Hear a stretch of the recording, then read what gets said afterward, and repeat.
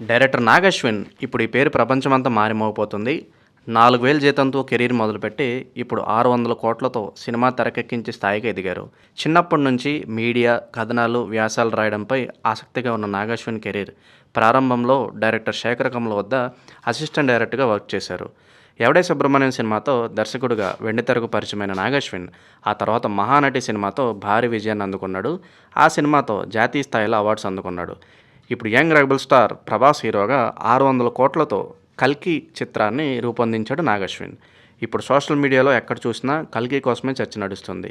కల్కి ట్యాగ్ ట్రెండింగ్లో ఉంది. తాజాగా నాగశ్విన్ ఇంట్రెస్టింగ్ పోస్ట్ పెట్టారు. ముక్కలుగా ఊడిపోయి అరిగిపోయిన తన చెప్పుల ఫోటోలను షేర్ చేసి ఇన్స్టాలో ఆసక్తికరంగా పోస్ట్ చేశారు. చాలా దూరం నడిచా ఇక్కడి దాకా రావడానికి అని అర్థం వచ్చేలా క్యాప్షన్ పెట్టారు. ఈ సినిమా కోసం ఎంతో కష్టపడినట్లు పరోక్షంగా తెలిపారు.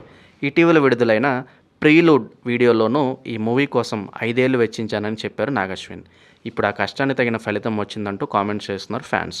ప్రపంచవ్యాప్తంగా విడుదలైన కల్కి సినిమాకు సూపర్ రెస్పాన్స్ వస్తుంది. డార్లింగ్ ఫ్యాన్స్ డప్పులు, కేకలు, ఈలలతో థియేటర్లు హోరెత్తుతున్నాయి. మహాభారతం, సైన్స్ ఫిక్షన్, భవిష్యత్తు కాలాన్ని డైరెక్టర్ నాగశ్విన్ అద్భుతంగా చూపించారని కామెంట్స్ చేస్తున్నారు.